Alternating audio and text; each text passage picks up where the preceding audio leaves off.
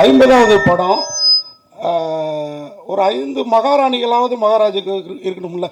எனக்கு அது கொஞ்சம் வருத்தமாக இருந்தது. அது மகாராஜானா மகாராணியோடு தான் இருக்கும்னு நினச்சேன். அப்போ நாட்டை யார் தான் ஆள்றது? அந்த புறமே கதின்னு ஆகிடாதா? அல்ல, மகாராஜாக்கள் அப்படி தானே இருந்தாங்க. எல்லா மகாராஜா அப்படி இருந்ததுக்கு வாய்ப்பு இல்லைன்னு. ரைட்டு.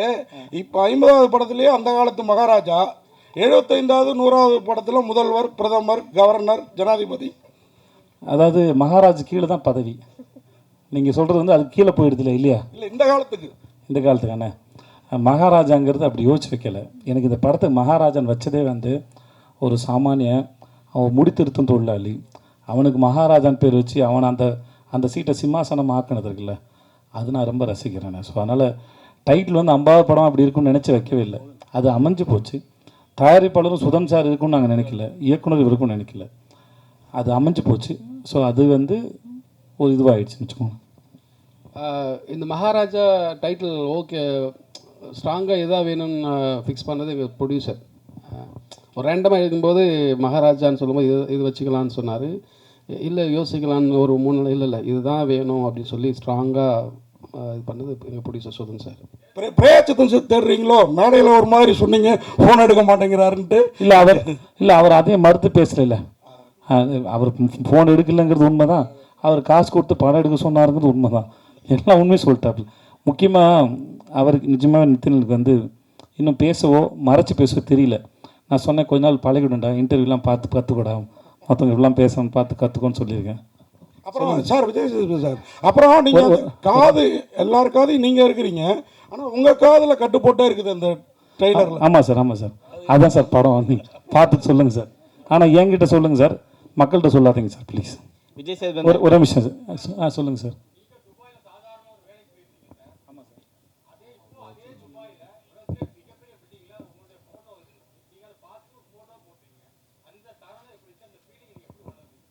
நான் இது இப்போ நான் துபாயில் எல்லா இன்டர்வியூலையும் சொன்னேன், நம்ம மக்கள்கிட்டையும் அதை பகிர்ந்துக்கல, சந்தோஷம்தான் சார். முதல்ல இது நான் சொல்லி சலிச்சு போன கதையாக இருந்தாலும் கேட்குறதுக்கு உங்களுக்கு சுவாரஸ்யமாக இருக்குன்னு நினைக்கிறேன்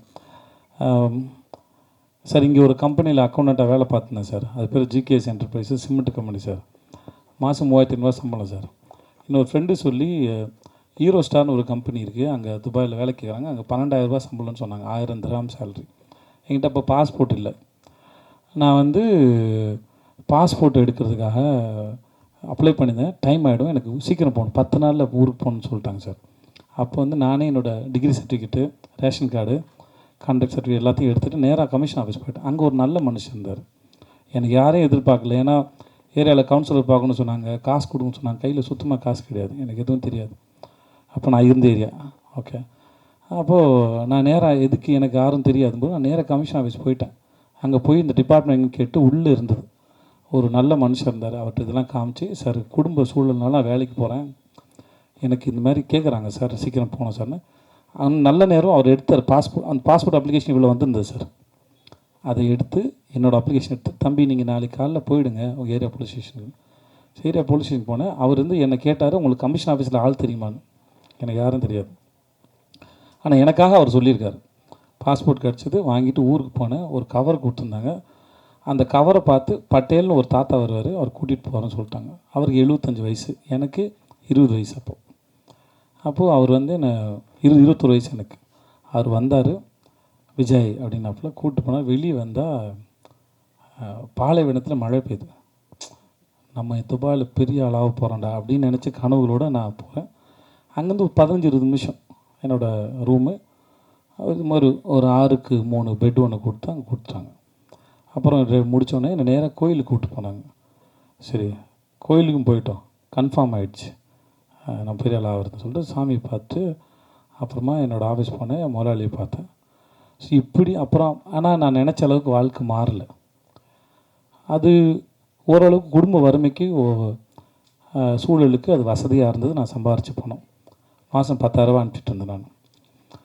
ஆனால் அங்கே சுற்றினேன். இப்போ நான் போகும்போது 3 வருஷமும் படித்து முடித்தோடனே குடும்ப மேலே கொண்டு வரணும்னு நினைக்கிறேன். அந்த கனவுகளோட இளமையாக இருந்த காலம் இருக்குல்ல, கனவு வந்து டெண்டராக இருக்கும். 20 வயசு எல்லாருக்கும் எதையா சாதிக்க மாட்டேன்னு ஒரு கனவு வந்து டெண்டராக இருக்கும். அதுதான் ரொம்ப ஆழமாக இருக்கும், ஏக்கம் அதிகமாக இருக்கும். அந்த சமயத்தில் நான் சுற்றின தெருக்கள் வந்து துபாயோட தெருக்கள். அங்கே தான் சுற்றிருக்கேன், அங்கே தான் ஏங்கியிருக்கேன், எதையாவது பண்ண மாட்டோமான்னு ஏங்கியிருக்கேன். ஒரு ஆப்கானிஸ்தான் போகிறதுக்கு ஒரு செக்கோஸ்லோவாக்கியா கம்பெனியோட போய் இன்டர்வியூ அட்டன் பண்ணி ஃபஸ்ட் ஒன் செலக்ட் ஆகிட்டேன். அன்றைக்கி எனக்கு சம்பளம் தரதா சொன்னது 75,000 ரூபாய்.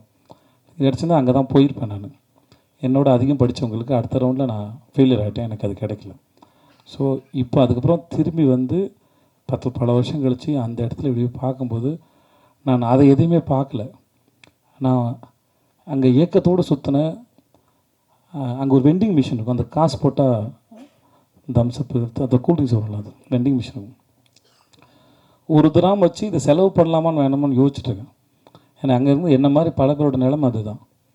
ஏன்னா காசு இஷ்டத்துக்கு செலவு பண்ணிங்கன்னா வீட்டுக்கு பணம் அனுப்ப முடியாது, கொண்டாட்டலாம் முடியாது. அங்கே வியாழக்கிழமை ஆனால் எல்லோரும் ஒன்று கூடுவோம், ஒன்றா சமைச்சு பிரியாணி சமைச்சு சாப்பிட்டுட்டு அப்புறம் துணியெல்லாம் துவைச்சி காய போட்டுட்டு சாயந்தரம் ஆனால் அங்கே கிரிக் இருக்கும், அந்த ஊரை பரதுபாய் தேரதமாக இருக்கும், அங்கே போய் சும்மா கொஞ்சம் இருந்துட்டு திரும்பி இவ்வளோ தான் இருக்கும்.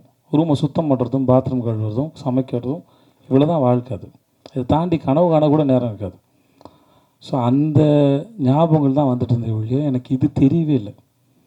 இந்த இடத்துல இருக்கும்போது பாரேன், அப்போது அன்னைக்கு நான் ஏக்கத்தோடு சுற்றின அந்த நாள் வந்து எனக்கு சொல்லியிருக்கு, உனக்கு ஒரு நாள் பரிசு இருக்குடா அந்த இடத்துலன்னு. ஸோ ஒவ்வொரு நாள் பின்னாடி வேற ஒரு நாளோட சேர்ந்து ஒரு முடிச்சிருக்கு. ஒவ்வொரு விதைக்கு பின்னாடி ஒரு பெரிய மரம் இருக்குது, அதில் நிறைய பறவைகளுக்கு கூடு இருக்குங்கிறது தெரியாதுல்ல, அது அந்த விதைக்கு தெரியாது இல்லையா. அதை போல தான் ஒவ்வொரு நாளையும் நான் பார்க்குறேன், நான் நினைக்கிறேன்.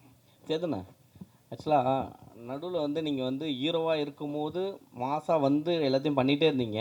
அதுக்கப்புறம் திடீர்னு கேரக்டரைஸ் இறங்க ஆரம்பிச்சிட்டிங்க. எங்கே இறங்குனேன்னு சொல்லும்போது மாஸ்டர்லேருந்து எல்லாமே தனி அது இறங்குனது இல்லை, அது பேர் முதல்ல வந்து இறங்குனது இல்லை, இறங்க கேரக்டரைஸ் போக ஆரம்பிச்சிட்டிங்க ஹீரோவாக. கண்டிப்பாக கிடையாது, அந்த அப்ரோச் இல்லைன்னு சொல்ல வரேன். நீங்கள் வில்லன் இல்லாமல் ஹீரோ இல்லை, தீமை இல்லாமல் நன்மையின் அருமை தெரியாது, வெயில் இல்லாமல் நிழல் தெரியாது, அவ்வளோதான் கணக்கே ஒழிய. அது ஈக்குவல், அது பேலன்ஸ். என் கணக்கு அதுதான் ஒழிய. நான் வில்லனாக பண்ணும்போது உங்களை எவ்வளோ என்டர்டெயின் பண்ணுறேங்கிறது ரொம்ப கவனமாக இருந்தேன். நான் வில்லனான் பண்ணி உங்களை போர் அடித்து ரொம்ப அவர்ஷன் க்ரியேட் பண்ணிட்டேன்னா நான் ஹீரோ நடிக்கிற படங்கள் அது பாதிக்கும். ஆனால் நான் வில்லன் அடிக்கும்போது எவ்வளோ தூரம் என்டர்டெயின் பண்ணலாங்கிறது தான் கணக்கு, என்னவாக இருந்தாலும் சரி. அது போகிற போக்கில் பண்ணலன்னு சொல்ல வரேன், வேறு ஒன்றும் இல்லை. இல்லை 50-50 வந்து எல்லாருக்குமே மிக முக்கியமாக தருணமாக இருக்கும். ஏன்னா 50வது படம் என்ன திரும்பி பார்த்தா அது பேசணும் அப்படின்னு இருக்கும். ஏன்னா இங்கே 40க்கு 40 அடித்த மாதிரி உங்களுக்கு 50க்கு 50 அடிக்கணும் அப்படின்ற ஒரு எக்ஸைட்மெண்ட் இருக்கும். பட் அப்படி இருக்கும் பொழுது இந்த கதையில் இந்த 50வது படத்துக்கு இதை சூஸ் பண்ணால் நல்லாயிருக்கும் அப்படின்னு எதை வச்சு நீங்கள் இதை தோணுச்சு? முதல்ல சரி எதுன்னு இங்கே யாருக்குமே தெரியாது. அப்படி தெரிஞ்சால் எல்லாரும் சரியானதை கொடுத்துருவாங்க. அதனால் அந்த கணக்கு எங்களுக்கு தெரியாது. ரெண்டாவது, இந்த கதை கேட்கும்போது ஒரு டேரக்டரோட பேஷன், கதை யார் வேணால் சொல்லலாம், கதை யார் வேணால், அது எடுக்கிறவர்கிட்ட தான் இருக்குது. ஒரு கதையை எப்படி மக்கள்கிட்ட கொண்டு போய் சேர்க்க போகிறோம், மக்களின் ரசனை என்ன, டேரக்டரோட சாய்ஸில் தான் எல்லாமே இயங்குது அது. ஸோ எனக்கு இந்த டேரக்டர் ரொம்ப பிடிச்சிருந்தது. நான் குரங்கு பொம்மை பார்க்கல, ஷூட்டிங் போகிறதுக்கு ஒரு 4 நாள் முன்னாடி 2 நாள் முன்னாடி தான் படமே பார்த்தேன் நான். அப்போ தான் பார்த்துட்டு அவன்கிட்ட பேசினேன். மற்றபடி டேரக்டர் எனக்கு ரொம்ப பிடிச்சிருந்தது. ஸோ இந்த கதை நல்லா இருந்தது. அப்போது 50வது படமாக அனௌன்ஸ் பண்ணோம். இவர் சொன்னார், சுதன் சார் சொன்னார், சார் நானே பண்ணிடுறேன் 50வது படத்தை அப்படின்னு. எனக்கு 25வது படமும் நல்லா பண்ணி கொடுத்தார். எனக்கு அவர் மேலேயும் பெரிய நம்பிக்கை இருந்தது. ஸோ அப்படி தான் அமைஞ்சது. இது எந்த பிளானும் இல்லை. அப்புறம் எனக்கு வந்து 50வது படம் நல்லா ஓடணும்னு நினச்சா அப்போ 49 51வது படம் என்ன, எல்லா தயாரிப்புகளும் பணம் போட்டு எடுக்கிறாங்க. ஸோ எல்லா படமும் ரொம்ப முக்கியமான படம் தான் ஒழிய 50ங்கிறது ஒரு இந்த கடந்து வந்த பாதையை ஒரு ஞாபகப்படுத்துறது தான், அதை தாண்டி வேறு ஒன்றுமே கிடையாது. எனக்கு அந்த எண்ணம் கிடையாது 50 நடிச்சிடணும், 100 பெருசாக ஓடிடணும். அப்படி பார்த்தா சீதக்காதிக்கு மாதிரி ஒரு படத்தை 25 படம் செலக்ட் பண்ணியிருக்க மாட்டேன். அந்த படம் வந்து நான் வர்றது 1/2 மணி நேரம் தான் வரேன் நான். ஆனால் ஒரு ஆர்ட் ஃபார்மோட ரெப்ரஸன்டேட்டிவ் அந்த கேரக்டர். கலை எந்த பாகுபாடும் இல்லாமல் எந்த வீட்டு பிள்ளையின் மீது கூட அது இறங்கும் அப்படிங்கிறது அந்த படம் சொல்ல வருது. அதுக்கு பணமோ பேரோ புகழோ பரம்பரையாக வர அறிவோ தெரியாது, எங்கே வேணால் இறங்கும் தான் அந்த படம் சொல்ல வந்தது. அப்படிப்பட்ட ஒரு படம் 25வது படமாக இருக்கிறதுல நான் பெருமை கொள்கிறேன். அது அந்த படத்தை நம்பினார்ல ஒரு தயாரிப்பாளர், அது வியாபார ரீதியாக பெருசாக போகாதுன்னு அவருக்கும் தெரியும். ஆனால் நல்ல படம், அது என்டர்டெய்னிங்கான ஃபிலிம் தான் அது. ஆனாலுமே அதை நம்பினார்ல, அது அவருடைய நம்பிக்கை. எனக்கு அந்த மாதிரி படம் கிடச்சது எனக்கு பெரிய சந்தோஷம். வேறு டைரக்ட் சார் ஆக்சுவலாக மகாராஜான்றது எப்பயுமே வந்து ஒரு அங்கே ஒருத்தர் கோல்டு அந்த மாதிரி தான் எதிர்பார்ப்பாங்க. பட் ஆனால் நீங்கள் மகாராஜாவில் ஃபுல்லாக பிளட்டாகவே இருக்குது. இது கவித்துவமாலாம் ஆன்சர் பண்ண தெரிலண்ணே, கதைக்கு தேவைப்பட்டுச்சு வச்சுட்டேண்ணே.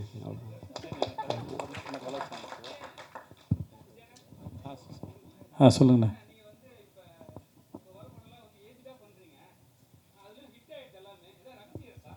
இவ்வளோ ஏஜில் பண்ணிட்டு எனக்கே போர் அடிச்சு இப்போ நான் வந்து வேணான்னு முடிவு எடுக்கிறேன், எனக்கே போர் அடிக்குது. ஸோ சில சமயம் ரொம்ப நல்லா இருக்க கதை அதை நிர்பந்திக்குது. விஷயம் என்ன ஆகிடுதுன்னா வர எல்லாருமே உங்களுக்கு பேரம்பேத்தி இருக்கான்ற வரைக்கும் சொல்ல ஆரம்பிச்சிடுறாங்க. அப்புறம் அவங்களுக்கு புரிய வைக்க வேண்டியதாக இருக்குது. நானும் எதுக்கு அந்த கேட்டை ஓப்பனாக வச்சுருக்கேன்னா, சம்டைம்ஸ் ரொம்ப எக்ஸைட்டிங்காக இருந்துச்சுன்னா ஒரு சில கதைகள் வந்து இப்போ மகாராஜா வந்து நான் வர்றதுக்கு முன்னாடி இல்லைப்பா எனக்கு வேண்டாம், எனக்கு இல்லை ஒரு 16-17 வயசு பொண்ணு எனக்கு பொண்ணாக அழிக்கிற மாதிரி நான் அடிக்க வேணாம்னு சொல்லி வச்சுக்கோங்களேன், நான் இந்த கதையை மிஸ் பண்ணியிருப்பேன். ஸோ இந்த மாதிரி ஒரு அனுபவம் கிடைக்கும்போது அதை வந்து ஏன்னா இதுக்கு மாதிரி தான் மேரி கிறிஸ்மஸ் பண்ணேன், அதில் ஒரு 30 வயசு ஆள் தான் நான் அதில். ஸோ நம்ம ஒரு சுதந்திரம் இருக்குல்ல, ஒரு ஆக்டராக நான் வந்து ஒரு ஒரு லாக் பண்ணிக்காமல் இருக்கிறதுல ஒரு ஃப்ரீடம் இருக்குதா நான் நினச்சிக்கிறேன். நான் அதனால் அந்த கேட்டை இன்னும் திறந்து வச்சுருக்கேன், வேறு ஒன்றும் இல்லை. விஜய் சேதுபதி சார் 50 படத்தில் வெற்றி தோல்வி நிறைய பார்த்துருக்கீங்க, 100 கோடி 200 கோடி 1000 கோடி வரைக்கும் பார்த்துருக்கீங்க. அந்த சமயத்தில் உங்கள் மனநிலை எப்படி இருக்கு அந்த வாரம்? அதே மாதிரி தோல்வி 200 கோடி 1000 கோடிலாம் பார்க்கவே இல்லைண்ணே நான். உங்கள் வசூல் அண்ணே நீங்கள் வாட சொல்லிடுறீங்க நினச்சிக்கிறாங்கண்ணே, உண்மையாக அண்ணே எங்கள் பிரச்சனைலாம் நீங்கள் வந்து கேட்டிங்கன்னு வச்சுக்கோங்களேன், எனக்கு எவ்வளோ பேமெண்ட் பெண்டிங்கு என்னெல்லாம் நடந்ததுன்னு இது வசூல் அது அதை சொன்னேன்னு வச்சுக்கோங்க, சொன்னது போடாத செக்கு கேட்காத காசுலாம் கணக்கு கேட்டிங்கன்னா நிஜமாக ஆச்சரியமாக இருக்கும். என்னதான் இருந்தாலும் படம் எடுக்க வராங்கல்ல, நம்புகிறாங்கல்ல, அதை மதிக்கிறேன். வருத்தமாக இருந்தாலும் ஒரு ஒரு படம் எடுக்க வராங்கன்ற நம்பிக்கையில் தான் அது பண்ணுறோம். அவ்வளோதான். நீங்கள் என்ன கேட்டீங்க? வெற்றி தோல்வி அந்த மனநிலை எப்படி இருக்குது? வெற்றி வரும்போது அந்த வாரம் உங்கள் மனநிலை எப்படி இருக்குது? சில படங்கள் எதிர்பார்த்த அளவுக்கு போகலை, அந்த வாரம் மனநிலை ஏதாவது நீங்கள் காரணத்தை அனலைஸ் பண்ணி முடிச்சிடலாம், வேறு ஒன்றும் கிடையாது. இப்போ சில சமயம் வந்து முன்னாடி தெரிஞ்சிடும், வேறு காரணம் வேறு ஒருத்தரால் படம் உருவாச்சுன்னா ஒருத்தர் தவறுது. ஒரு படம் பண்ணுறதுக்கு நிறைய பேர் தேவைப்படுறாங்க, தன் சூழல் தேவைப்படுது. அனலைஸ் பண்ணி பார்த்துட்டு அடுத்த முறை தப்பு பண்ணக்கூடாது அப்படின்னு மட்டும் நினச்சிக்கிறோம், அவ்வளோதான் இருக்க வழியா, மற்றபடி இல்லை. சரியாக இருந்தாலும் ஏன் இது நடந்ததுன்னு தெரிஞ்சுக்கிறதும், சரியில் இருந்த தவறு. இப்போ 96 வந்து பெரிய ஹிட் ஆச்சு.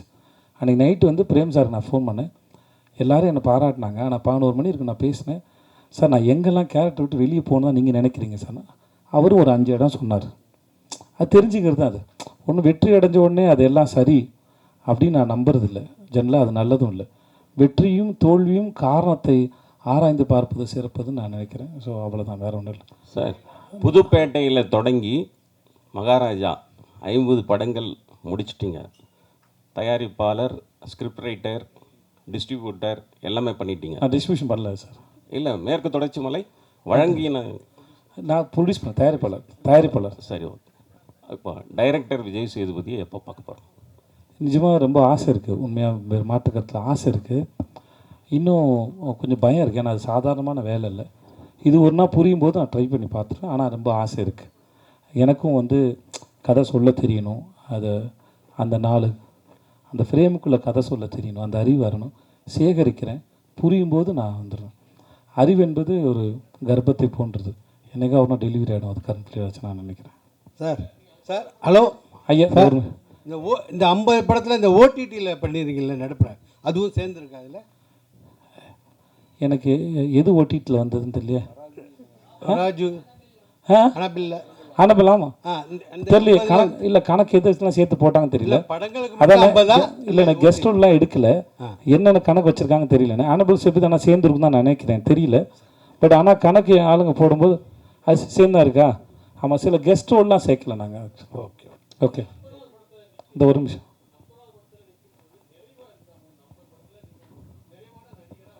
சார் நிறைவு அடையலை சார், நிறைவு அடைஞ்சிட்டா அது முடிஞ்சு போச்சுன்னு அர்த்தம் சார். அது ஸ்டேட்மெண்ட்டுக்காக சொல்லலை சார். இன்னமும் ஒரு முறையும் கேமராமேன் நிற்கும்போது நிறைய கேள்வி நமக்கே இருக்குது சார்.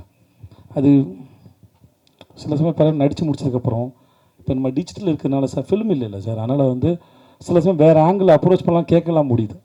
ஒரு பெர்ஸ்பெக்டில் ஒரு சீன் அப்ரோச் பண்ணி முடிச்சுட்டு இதுக்கு வேறு ஒரு ஆங்கிள் தோணுது, அதையும் ட்ரை பண்ணி பார்த்துலாமான்னு தோணுது, போஸ்ட்டில் வச்சுக்கலாம்.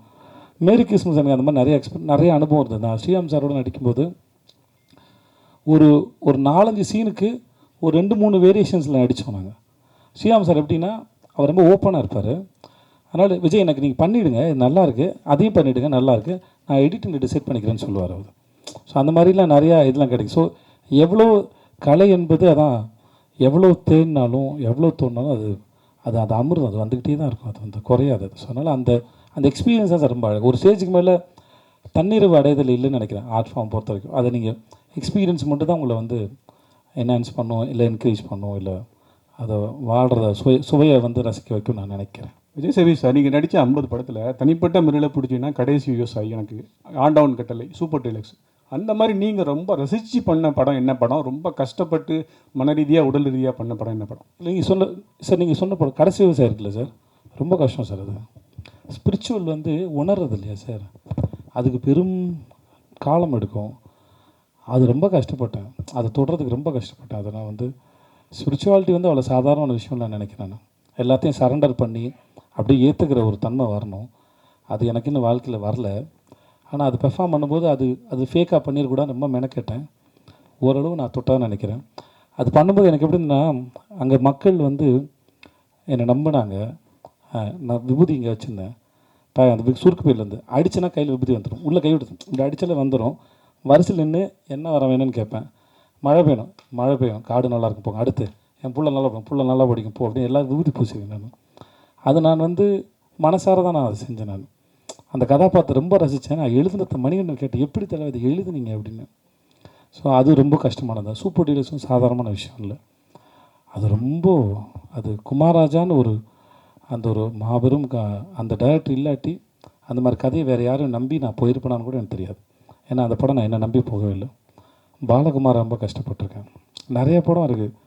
அது சில சமயம் உங்களுக்கு படமாக தெரியாது, சில சீனில் போய் நிற்கும்போது எம்டி ஆகிடும். ஒரு இடம் இரவி பண்ணும்போது காத்திட்டு நான் கேட்டிருக்கேன். ஒரு சீன் பாபி அடித்து கொள்கிற சீன் ஒன்று இருக்கும். அன்றைக்கி எனக்கு வாழ்க்கையிலையும் பிரச்சனை இல்லை, ஒன்றுமே இல்லை. ஆனால் நடிக்க வரல, அன்றைக்கி நடிக்க வரல. நான் சொன்னேன், தலைவா நடிக்க என்னன்னு தெரியல, வரல தலைவா, மைண்டில் ஒன்றுமே இல்லை தலைவா, வீட்டில் சண்டை இல்லை, எந்த பிரச்சனையும் இல்லை தலைவா, கடன் தொல்லை இல்லை, ஆனால் ஏன் தெரியல தலைவா, மைண்டு ரொம்ப எம்டியாக இருக்குது, இன்றைக்கி ஒரு நாள் மட்டும் என்னை பொறுத்துக்கிட்டு எதாவது காப்பாற்றுங்கன்னு. அன்றைக்கி வேறு சீன் எடுத்தார், அந்த சீன் எல்லாம் அடிக்க முடியல. ஸோ இந்த மாதிரி ஒரு படம்னு இல்லை, ஒரு கேரக்டர்னு இல்லை, சில சமயம் ரொம்ப சாதாரணமான விஷயம். கூத்துப்பாட்டில் முதல்ல போகும்போது நீங்கள் நடிகரான்னு உங்களை அப்சர்வ் பண்ணுறது செக் பண்ணுவாங்கன்னா எஞ்சி போய் அந்த சுவிட்சு போடுங்கன்னு சொல்லுவாங்க. சாதாரணமாக சுவிட்சு போட்டு போயிடும்ல, 10 பேர் முன்னாடி உட்காந்துக்கும் எஞ்சி போய் சுவிட்சு போடும்போது ரொம்ப கான்சியஸ் ஆகிடும். அதுவே நடிப்பு தான் சொல்லப்படுது. ஸோ நடிப்புங்கிறது மிக அற்புதமான காட்சியோ கஷ்டமான காட்சியோ அழுது நடிக்கிறதோ இல்லை, எல்லாமே அதுக்குள்ளே பொருந்தும், அந்த நிலையில் உட்காரதான் பொருந்தும். ஸோ அப்படி எல்லாத்தையும் சாதாரணமாக எடுத்துக்க முடியல. இப்போ இந்த படத்துலேயே சில காட்சிகள்லாம் இருக்குது, நான் ரொம்ப கஷ்டப்பட்டேன். இப்போ நீங்கள் கல் தூக்கி போடுறது பார்த்தீங்களா, ஒரு கடைசியில் ஒன்று பார்த்தீங்களா, அதில் நீங்கள் படம் பார்க்கவும் தெரியும், அவ்வளோ எக்ஸ்பிரஷன்ஸ், அதில் அவ்வளோ கணக்கு இருக்குது. நீங்கள் கதை பார்த்துட்டு வரும்போது அந்த இடத்துல உங்களுக்கு அத்தனை சேர்ந்து வந்துடணும், நான் அதை தொட்டுறணும் உங்களுக்கு. நான் அதை கொடுக்கலன்னா அந்த இடத்துல நான் என்னமா முதல்ல ஏமாற்றிக்கிறேன்னு அர்த்தம். ஸோ அதனால் இப்படி எல்லாத்துக்கும் ஒரு கணக்கு இருக்குன்னு சொல்ல வர, வேறு ஒன்றும் இல்லை. விஜயண்ணா இங்கே ஹாய்ண்ணா. ஒரு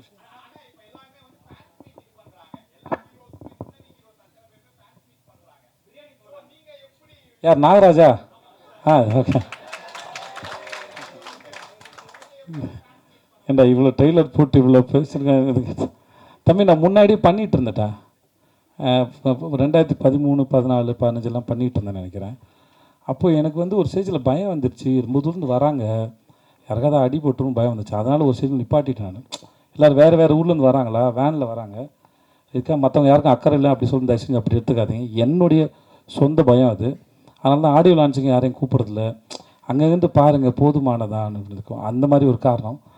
அப்புறம் எல்லோரும் பண்ணுறதுனால பண்ணணுமான்னு தெரியல. நான் ஒவ்வொரு ஷூட்டுக்கும் எங்கேயாவது வருவேன் இல்லையா, அந்த ஊர் பக்கத்தில் இருக்கவங்களாம் வந்துருங்க, நான் அங்கேயே ஃபோட்டோ எடுத்து அங்கேயே மீட் பண்ணிக்கிறேன் எல்லாரையும் கம்ஃபர்டபுளாக, நீங்கள் அது வரைக்கும் அவங்கவுங்க வேலையை பாருங்கள் அப்படின்னு சொல்கிறேன். இதுதான் எனக்கு என்னோடய ஃபேன்ஸில் வந்து கம்ப்ளைண்ட் சொல்கிறாங்க.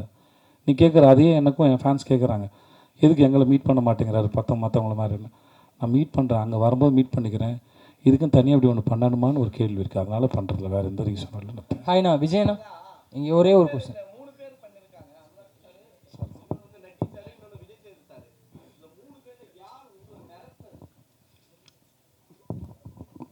இவர்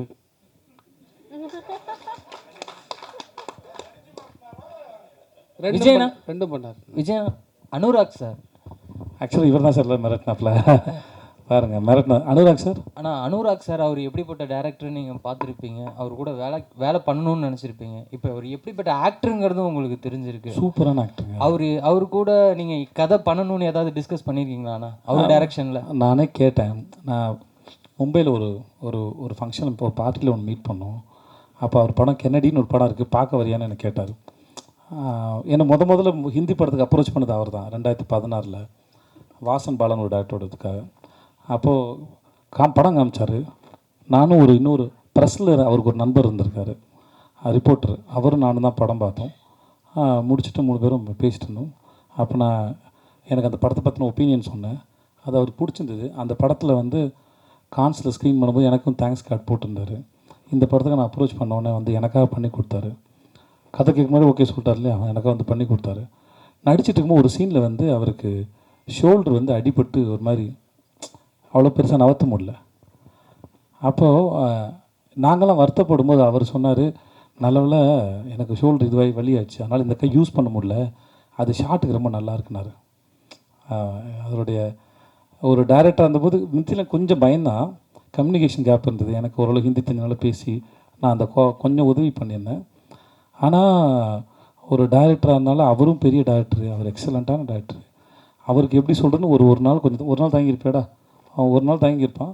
பட் ஆனால் ஒர்க் பண்ணும்போது அவர் அவ்வளோ ஸ்பேஸ் கொடுத்ததுனால இவன் நினச்சதை சொல்ல முடிஞ்சது. அவருடைய டெடிக்கேஷனும் ஒர்க் பண்ணதும் கடைசியில் நாங்கள் நினச்சிட்டோம் நல்லதாக போச்சு. ஐ திங்க் மம்தா சொன்னாங்க, நினைக்கிறேன் மம்தா அபிராமியும் சொன்னாங்க. இந்த படத்தில் வந்து எல்லா காஸ்ட்டும் எல்லாருமே சரி, அனுராக் சாப்பிட்லேருந்து எல்லாருமே சரி, இந்த படத்துக்கு அமைஞ்ச ஒரு வரம் தான் அது. சில இந்த குத்துறேன்டா இல்லை நான் பேசுகிறேன் இல்லை. ஸோ இந்த படத்தில் நம்ம என்ன தான் தேடினாலும் சில சமயம் அமையிறது இருக்குல்ல, அது அமைஞ்சது. அது முழுக்க இவனுக்கே போய் சேருது தான், இவனுக்கு கிடைச்ச பாக்கியமாக தான் அதை நான் பார்க்குறேன். இந்த இயக்குனர் பேசுவார் இப்போ. சார் என் மைக்கை கொடுங்க சார். ஒரு பாயிண்ட் சொல்ல இல்லை, அனுராக் சார் வந்து ஒரு சீனில் படியில் விழணும். அவர் பாடி வந்து ரொம்ப ஃபேட்டாக இருக்கும். நமக்கு அது ரொம்ப சார் நீங்கள் லைட்டாக விடுற மாதிரி பண்ணிக்கோங்க, டூப் வச்சு மேட்ச் பண்ணிக்கலாம் அப்படின்னு சொல்லியிருந்தோம். நமக்கு அது தெரியல, ரொம்ப பிடிச்ச மனுஷன்றனால ஒரு மாதிரி ஒட்டிக்கிட்டு குழந்த மாதிரியே ஒட்டிக்கிட்டு அவர் பார்த்துட்டு ஏதோ பண்ணிகிட்டு இருந்தேன். கேமரா சரி சும்மா படுங்க சார், சும்மா ஒரு கியூ மட்டும் கொடுங்க அப்படின்னா டப்புன்னு உழுந்து புரண்டிட்டார். அது கேமராக்கு தெரியாமல் நான் பாட்டு உள்ளே போயிட்டேன். அவர் பிடிச்சி திட்டார், அறிவு நீ டைரக்டர் அது என்னது அப்படின்னு சொல்லி திட்டிட்டு அப்புறம் கூப்பிட்டு வச்சு பாடம் எடுத்தார். இப்படி இருக்கணும், நீ பயப்படக்கூடாது, யார் என்ன இருந்தாலும் அப்படின்னு சொல்லி கிட்டத்தட்ட அதுக்கடுத்து ஒரு லென்த்தாக உருண்டிட்டு வரணும். அண்ணன் சொன்ன மாதிரி கை உடஞ்சி போச்சு. கொஞ்சம் இதில் மட்டும் வாங்க சார், நீ நடந்து வந்துடலான்னா அது இல்லை, நீ உனக்கு என்ன தேவையை எடுத்துக்கலாம்னு சொல்லிட்டு உருண்டிட்டே வந்துட்டுருக்காரு. தவந்து வந்துட்டு இருந்தார். அது ஒரு இதுவாக இருந்தது. நம்ம பெருசாக பார்த்த ஒரு ஆள் வந்து என்ன இப்படி இது பண்ணுறாரா அப்படின்னு ஒரு அந்த அந்த எமோஷனை எப்படி என்ன சொல்ல தெரியல. ஏதாவது ஒரு விஷயம்னா தப்பானா அண்ணன் சொல்லி அண்ணன்கிட்ட வச்சுருப்பேன். அண்ணன் இல்லாத சீனில் ரொம்ப கஷ்டப்பட்டேன். ஒரு நிறைய இடங்கள் வந்து கூட வந்து உதவி பண்ணிகிட்டே இருந்தார் அண்ணன். ரொம்ப நன்றி. விஜய் சேதுபதி 2 கொஸ்டின் உங்கள்கிட்ட. ஆக்சுவலி ஃபாரினில் போய் வேலை பார்க்குறவங்களுக்கு தான் சொந்த மண்ணோட அருமை தெரியும் அப்படின்னு சொல்லுவாங்க. அதுமாதிரி நீங்கள் அதர் லாங்குவேஜில் போய் நிறைய மூவிஸ் பண்ண ஆரம்பிச்சிட்டிங்க. ஸோ நீங்கள் தமிழ் சினிமாவோட அருமையை அங்கேருந்து பார்க்கும்போது என்னென்ன விஷயங்கள் ஹைலைட்டாக தெரிஞ்சுது, எந்தெந்த விஷயங்கள்லாம் உங்களுக்கு வந்து சார் தமிழ் சினிமாவில் இதெல்லாம் இருக்குது அப்படிங்கிற மாதிரி நீங்கள் சொல்லலாம்? முதல்ல எனக்கு இன்னமும் அந்த அளவுக்கு சென்ஸ் வரல. ஏன் சொல்கிறேன்னா இன்னமும் அந்த மொழியும் கலாச்சாரம் முழுசாக புரியல. இன்னும் நாங்கள் கன்வின்சிங்காக நடிக்கிறான்னு கூட எனக்கு தெரியல. ஆனால் மக்கள் என்னை ஏற்றுக்கிறாங்க. அவங்க மக்கள் செல்வன் சொல்லும்போது நல்லாயிருக்கு கேட்குறதுக்கு. நம்ம ஆளுங்கள் புரிந்து தமிழ் பேசுகிறோம், நமக்கெல்லாம் புரியும் போது என் மொழி தெரியாதவங்க கூட என்னை அப்படி சொல்லி அட்ரஸ் பண்ணும்போது கேட்குறது நல்லாயிருக்கு. பட் எனக்கு என்னென்னா இன்னும் நான் அதை பண்ணுறதே கன்வின்சிங்காக பண்ணல. அது ஒரு நாள் பண்ணதுக்கப்புறம் தெரியும். மற்றபடி இது உலகத்தில் எங்கே போனாலும் ஒன்று தான், கதை சொல்லப்படுது, கதாபாத்திரங்கள் வழியாக சொல்லப்படுது. அது அந்த இடத்துல அந்த மண்ணில் வாழ்கிற மக்களுடைய உணர்வுகளை பதிவு பண்ணுது. இட்ஸ் டாக்குமெண்டேஷன் நான் நினைக்கிறேன். மற்றபடி எனக்கு எந்த ஒன்று. இன்னொரு கொஸ்டின், ஆக்சுவலி வந்து 50th மூவி அப்படின்னா நீங்கள் கடந்து போகிறேன் அப்படின்னு நீங்கள் சொன்னீங்க. ஆனாலும் மோஸ்ட்லி ஹீரோஸ் என்ன பண்ணுவாங்க அப்படின்னா கமர்ஷியலாக, கலர்ஃபுல்லாக, ஒரு மாதிரி ஃபன்னாக, ஈவன் போஸ்டர்லாம் ரிலீஸ் ஆச்சு அப்படின்னாக்கா அவ்வளோ வந்து ஒரு ஸ்டைலிஷ்ஷாக இருக்கும். பட் ஏன் நீங்கள் வந்து இந்த 50வது படம் மகாராஜாவாக இருக்கணும்னு நினச்சிங்க? ஈவன் நீங்கள் நினச்சிருந்தா கூட இது 51 மாற்றிருக்கலாம். என்ன ஒரு ஆக்டராக அந்த எந்த பாயிண்ட் ஆஃப் வியூவில் இது 50வது படம்? நீங்கள் 50வது படம்னு உங்கள் மனசில் நிற்கணும், உங்களுக்கு பிடிக்கணும், உங்களை இம்ப்ரெஸ் பண்ணணும்னு நான் நினச்சேன். ஸோ அதுக்கு இந்த கதை சரியாக இருந்தது. நான் மனசில் ஒரு விஷயத்தை வச்சுக்கிட்டு அதுக்கு தேடினா செட் ஆகுமான்னு எனக்கு தெரியல. ஏன்னா அதுக்கு பெர்ஃபெக்டாக ஒன்று கிடைக்குமான்னு தெரியாது. இதுவும் தென்கட்சி கோசம் கதையிலே ஒரு கதை கேட்டிருக்கேன், அதில் வந்திருக்கோம். பெர்ஃபெக்ஷன் என்பது உங்கள்கிட்ட யார் எதிர்பார்க்கங்களோ அவங்க மனசில் ஒரு ஓவியம் இருக்கும், அதை போல் ஓவியத்தை வரைஞ்சிட்டிங்கன்னா அது பேர் பெர்ஃபெக்ஷன் சொல்லுவாங்க அப்படின்னு ஒரு கதை சொல்லியிருப்பார். ஸோ அந்த மாதிரி என் மனசில் ஒரு விஷயத்தை வச்சுக்கிட்டு அந்த மாதிரி ஒருத்தர் படம் பண்ண நினச்சேன்னா அது தேடி டயர்ட் ஆகிடும், வயசாகிடும். இவர் கொண்டு வந்து ரொம்ப சிறப்பாக இருந்தது. இதுவே 50வது கட்டுன்னு நினச்சி தான் அந்த பண்ணுறது. சேதனா இது உங்களுக்கு நான் இங்கே சார் நீ ஒரே நிமிஷம் ரம்னாக்கு ஓகே வேறு கேள்வி அண்ணா அப்படி ஒன்றும் இல்லை தலைவா. இதுவே இன்னமும் சொல்கிறேன் தலைவா, எனக்கு எப்பயாரோட அந்த மக்கள் செல் வந்து எடுத்துடணும் தலைவா ஆசைப்படுறேன். அதுவே பட்டம் வேணும் தான் தோணிட்டே இருக்கு. அறிவு வந்துச்சுன்னா பிரச்சனையே இல்லை, அறிவு இருக்கணும், அது பொறுப்பு இல்லை. எவ்வளோ பேருக்காக சேர்ந்து சிந்திக்கிற ஒரு வேலை இல்லையா, அவ்வளோ அசால்ட்டாக நான் எடுத்துக்க மாட்டேன். அதனால் எனக்கு அறிவு வந்துச்சுன்னா நான் ஓப்பனாக சொல்கிறது, எனக்கு எந்த ஆட்சேபனும் இல்லை. எனக்கு அதை பற்றின சென்ஸ் இருக்கணும். ஆமாம், இவ்வளோ பேருக்கு பதிலாக நம்ம முடிவு எடுக்கிறோம், அவங்க வாழ்க்கை தீர்மானிக்கிறோமோ, ஏதோ ஒரு பொறுப்பு இருக்குன்னா அதுக்கான சிந்தனையும் அறிவும் அரசியலும் தெரிஞ்சால் மட்டும்தான் நான் செய்யணும்னு நினைக்கிறேன். மற்றபடி வேறு யார் மேலே எனக்கு எந்த ஒரு ஒப்பீனியன் கிடையாது. செல்வண்ணா என்ன இங்கே என்னன்னா இப்போ வந்து இன்னும் 2 கேள்வி முடிச்சுக்கலாமா? முடிச்சுக்கலாமா? இப்போ வந்து சேதுனா முதல்ல வந்து 2 வருஷத்துக்கு முன்னாடி வந்து ரொம்ப சோஷியலாக இருப்பாங்க, எல்லாரையும் வந்து டக்குன்னு மீட் பண்ணுவாங்க, அதெல்லாம் ஒரு விஷயம் போயிருந்தது. இப்போ வந்து சமீப காலமாக வந்து உங்களை மீட் பண்ண முடியல, உங்களை வந்து ஏதாவது ஒரு ஃபோட்டோ ரிலீஸ் பண்ணுறது கூட கொஞ்சம் கஷ்டமாக இருக்குது அப்படின்னு சொல்லிட்டு ஒரு டூ வீக்ஸ் முன்னாடி, ஒரு லாஸ்ட் வீக் முன்னாடி கூட ஆர்கே வெள்ளிமேகம் ஒரு படத்தோட டைரக்டர், அவர் வந்து 4 படம் மலையாளத்தில் பண்ணியிருக்காரு. அவர் வந்து உங்ககிட்ட வந்து ஒரு டைமோ உங்கள் சைடில் கேட்குறாங்க, யாரும் வந்து ரெஸ்பான்ஸ் பண்ணலையா. அவர் என்ன ஒரு வார்த்தை சொல்கிறாருன்னா, அவர்கிட்ட என்னங்க ஒரு ஃபோட்டோ தான் கேட்க போகிறோம், 4 சென்ட் இடமா கேட்க போகிறோம்னு சொல்லிட்டு வெளி மாநிலத்துலேருந்து வந்து உங்களை வந்து கொஞ்சம், ஆனால் வந்து உங்களுக்கு ரொம்ப பிடிச்ச ஒரு டேரக்டர். அவர் என்ன சொல்கிறாருன்னா, எனக்கு ரொம்ப பிடிக்கும், வேறு யாரையும் நான் மீட் பண்ணவே போகலை, அவரை மட்டும் நான் போய் பார்க்கலான்னு போகிறேன், உங்கள் சுற்றி உள்ள ஆளுகள் வந்து யாரும் மீட் பண்ண விட மாட்டார். அவர் ஒரே வார்த்தை சொல்கிறார், நான் அவர்கிட்ட வந்து 4 சென்ட் இடமா கேட்க சொல்லுமா சொல்லுங்கள் 4 சென்ட் என்ன தெளிவாக சொன்னதை நான் புரியும். அதான் எனக்கு எனக்கு புரிஞ்சிச்சு. நான் இதுக்கு பதில் ஒன்றும் இல்லை. ஏன்னா ட்விட்டரில் போய் பார்த்தீங்கன்னா தெரியும், என் படங்களோட மற்றவங்க படம் தான் அதிகம் ரிலீஸ் பண்ணியிருப்பேன். நீங்கள் கம்பேர் பண்ணி பாருங்கள். இது இன்னொரு ஹீரோவுடைய வேறு யாராவது, நீங்கள் நான் பேர் சொல்லக்கூடாது, வேறு ஒரு 5-6 ஹீரோக்கள் யாராவது எடுத்துக்கோங்க, அவங்க எவ்வளோ மற்ற படங்கள் ரிலீஸ் பண்ணியிருக்காங்க, நான் எவ்வளோ ரிலீஸ் பண்ணியிருக்கேன்னு பாருங்கள்.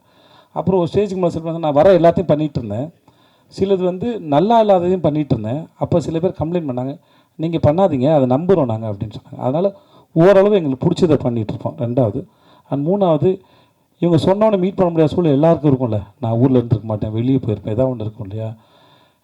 அவர் எப்படி அவர் வேலைகள் பிஸியாக இருப்பாரோ அந்த மாதிரி நானும் என்னுடைய வேலைகள் பிஸியாக இருப்பேன். நிறைய பேர் நிஜமாக நேரம் கிடையாது தான், இருந்தாலும் நான் மீட் பண்ணி சந்தித்து ஃபோட்டோ எடுத்து தான் இருக்கேன். அதுக்கு உதாரணமாக நீங்கள் கடந்த 1 மாதமாக, ரொம்ப நாள் முன்னாடி போனேன், கடந்த 1 மாதம் இல்லை 2 மாதமாக நான் எத்தனை படங்கள் ரிலீஸ் பண்ணிருக்கேன்னு பார்த்தீங்கனாலே உங்களுக்கு தெரியும். என் நண்பர் ஒருத்தர் வந்து அவருடைய இது ரிலீஸ் பண்ண சொல்லி கொடுத்தாரு. நான் போஸ்டர் பார்த்தேன், போஸ்ட் நிஜமாகவே எனக்கு கன்வீனியன்ஸிங்காக இல்லை, ஆனால் இந்த படம் வேணாமே அப்படின்னு அவர்கிட்ட சொல்லியிருக்காங்க. ஸோ எனக்கு பிடிக்கணுங்கிறது தான் கணக்கே ஒழிய, மற்றபடி சினிமாவில் இருக்கிறதுனால என் படத்தை மட்டும் ப்ரொமோட் பண்ணணுன்ற அவசியம் எனக்கு கிடையாது. என்னுடைய பாப்புலாரிட்டி இன்னொரு படத்துக்கு ஓரளவு லிஃப்ட் பண்ணணுன்னா அதை செய்யணுங்கிறது தான் எண்ணம். நீங்கள் சும்மா செக் பண்ணி பாருங்கள், அது நான் சொன்னால் நல்லா இருக்காது. அன்பு முத்தங்கள் குறைச்சி போச்சுன்னு சொல்கிறாங்க. அன்பு முத்தங்கள் இல்லை, இப்போ ஏர்போர்ட்டில் கூட்டத்தினரில் கேட்கும்போது கொஞ்சம் கூச்சமாக இருக்குது. நீங்கள் ஷூட்டிங் ஸ்பாட்னா பரவாயில்ல, ஏர்போர்ட்டில் கேட்கும்போதெல்லாம் அது இப்போ அங்கேயே உட்காந்து எல்லாம் கொடுத்துருமில்ல.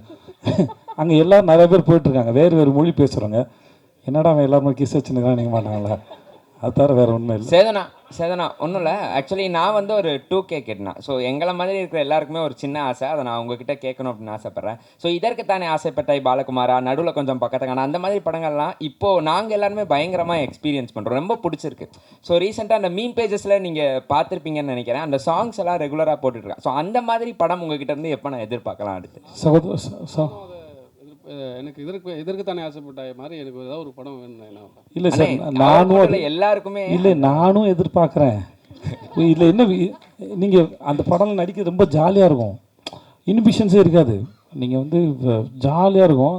எனக்கு அம்மையில் இப்போ பாலகுமாரன் வந்து அமைஞ்சது, அம்மையணும், அதான் சொல்கிறேன், அம்மையணும். அது இப்போ எழுதுனவங்க மட்டும் நம்பினா பத்தாது, நடிக்க போகிற நான் நம்பினதான் என்னை நம்பி படம் பார்க்க வர உங்களுக்கு நான் சரியாக கொடுக்க முடியும்னு அர்த்தம். அப்போ அதே மாதிரி ஒன்று எழுதிட்டு வந்தால் அது நடக்காது. அது ஒரு மூடு, வேற ஒரு மூட்லேயும் அதை கொடுக்கணும். சார் 2 வச்சுக்கலாம். அடுத்து ஆனால் அந்த படம் பார்க்குறப்போ என் வயசு 15, அப்போ நீங்கள் சொன்னது எதுவுமே புரியலை, ஆனால் இப்போ எல்லாமே புரியுதுங்கிறத மட்டும் பதிவு பண்ணிக்கிறேன். Okay, thank you. ஒரே நிமிஷம் இருங்க சார்.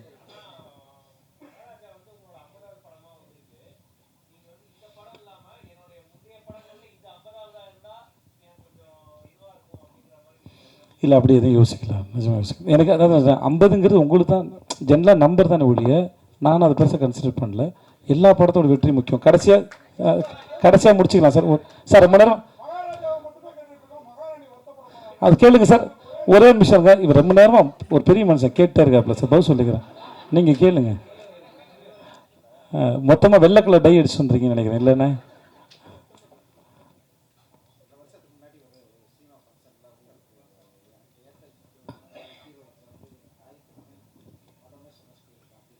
அப்படி சொல்லிக்க வாய்ப்பு இல்லை. இல்லை இதனால சொல்லிக்க மாட்டேன். அவங்கள ஒர்க் பண்ணுறது கம்ஃபர்டபுள்னு சொல்லியிருப்பேன். அது எப்படி சொல்ல முடியும் அவங்களும்? ஓகே, உங்கள் கேள்விக்கு நான் முக்கியம்னு சொல்லி எவ்வளோ பாராட்டுறாங்க என்கிட்ட. உங்களை நான் எவ்வளோ முக்கியம் நினச்சி இந்த கேள்வி முக்கியம், இவர் பதில் சொல்லணும்னு நான் நினச்சேன்.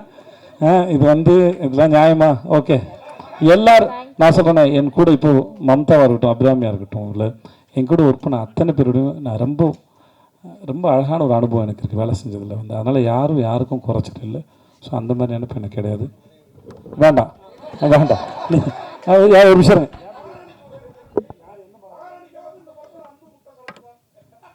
சார், அது கரெக்டு.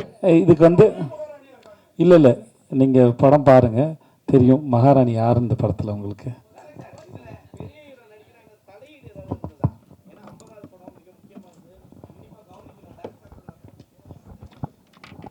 அதெல்லாம் இல்லைங்க. எனக்கு நான் எல்லாருக்கிட்டையும் சொல்கிறது தான், எனக்கு இந்த கம்ஃபர்டபுள் வேணும், நான் எல்லாத்தையும் சொல்லணும். நான் இப்போது சேதானங்கிட்டலாம் என்னென்ன சொல்லுவேன், ஆனால் இது பாருன்னு தெரில. நான் எனக்கு இந்த கொடுத்து வாங்குறது ரொம்ப பிடிக்கும். ஒரு இந்த மாதிரி சீனை சொல்லுவேன், அவர் அதை கேட்டுப்பார், அவர் ஒன்று கொடுப்பாரு, மறுபடியும் அவர் அதில் கரெக்ட் 2 பேர் சேர்ந்து கொலாபரேட் பண்ணி ஒர்க் பண்ணுவோம். அது அப்படி தான். மற்றபடி எனக்கு எந்த சார் எனக்கு கொடுத்து பரிசு கொடுத்ததுக்கும் 50 படத்தில் என்னை பாராட்டு தெரிவித்த சங்கத்தை சார்ந்த அத்தனை பேருக்கும் ரொம்ப நன்றி. வந்தவங்க எல்லாருக்கும் ரொம்ப ரொம்ப நன்றி sir. Thank you so much. Thank you. பாருங்க சார், இதில் இருக்கா சார்?